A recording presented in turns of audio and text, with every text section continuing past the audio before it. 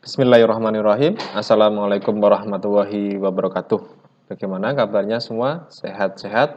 Alhamdulillah. Di sini Pak Sul juga sehat dan Pak Sul memakai bangklon Blangkon biar agak tampil beda karena sudah lama tidak berjumpa dengan kalian langsung bertatap muka di kelas. Tapi kita memaksimalkan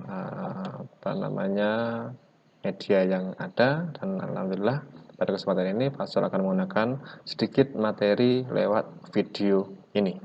Dan untuk pembahasan pertama ini kita akan membahas tentang bab pernikahan karena sudah masuk kelas 12 dan mungkin ada juga yang sudah berumur 17-18 dan mungkin ada yang sudah berkeinginan untuk menikah. Tapi pesan Pak Sul, menikah harus sudah selesai sekolahnya, ya.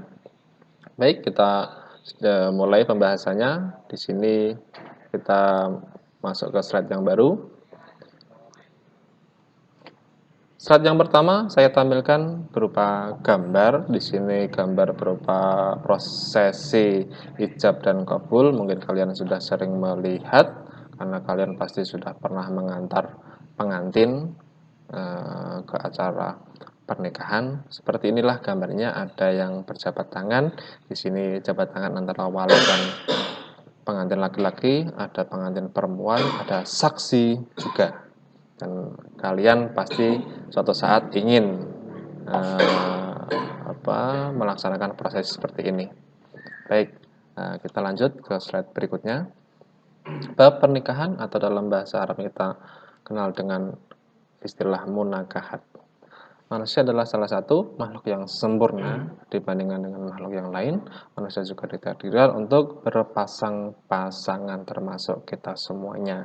Jadi jangan minder bagi orang-orang yang HP-nya sepi, tidak ada chat, atau mungkin ada yang jomblo, jangan khawatir karena kita semua pasti mempunyai pasangan-pasangan sendiri.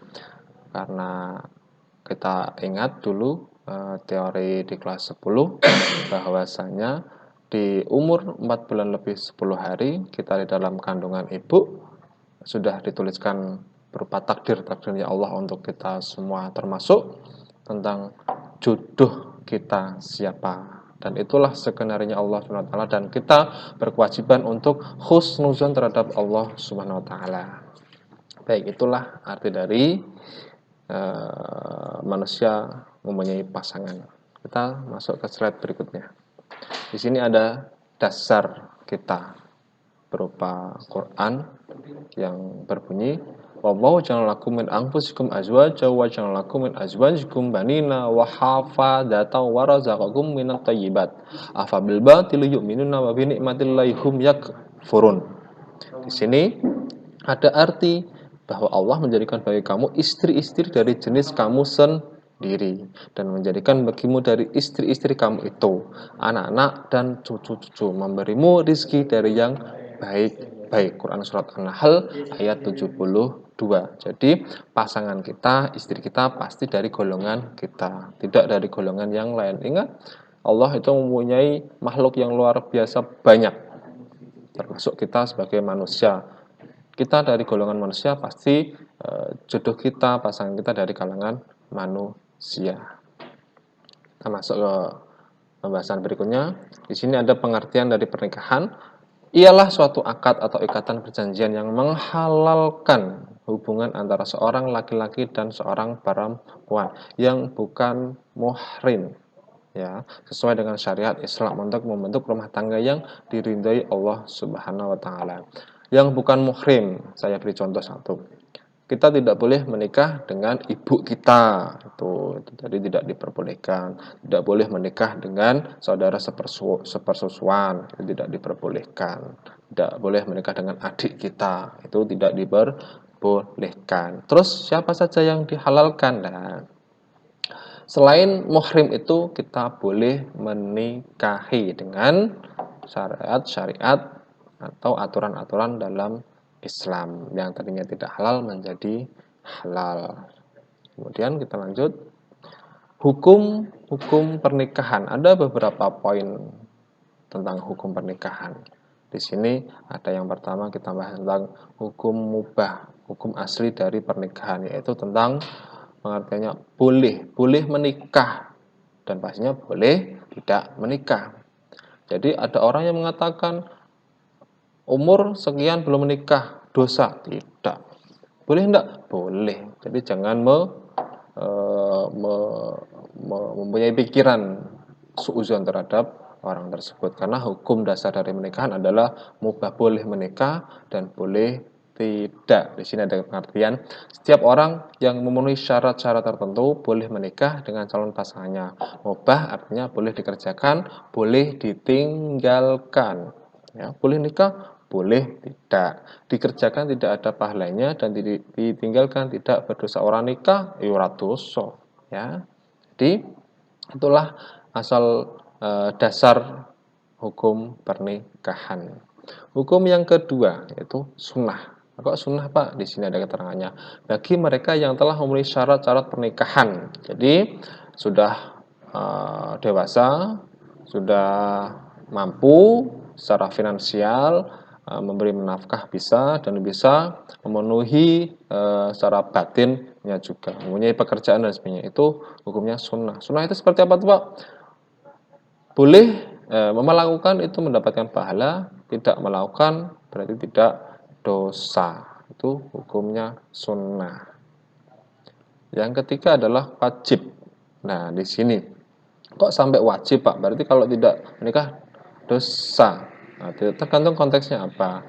Nikah di sini dikategorikan hukum wajib bagi mereka yang telah mempunyai kemampuan lahir batin, cukup umur dan sebagainya, serta khawatir terjerumus ke dalam perbuatan zina. Nah, jika sudah berumur, sudah siap lahir dan batin, dikhawatirkan melakukan kemaksiatan seperti perbuatan zina. Disitulah wajib bagi orang tersebut melaksanakan prosesi pernikahan.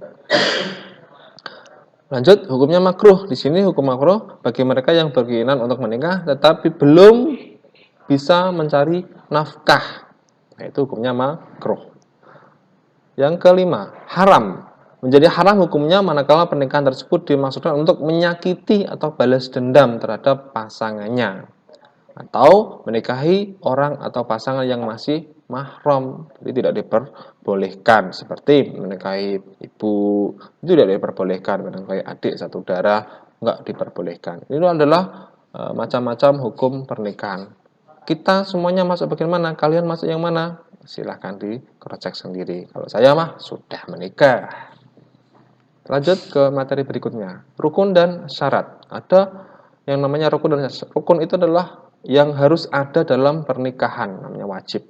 Apa itu? Satu, pengantin laki-laki. Pasti nikah kok nggak ada pengantin laki-lakinya, ya nggak bisa.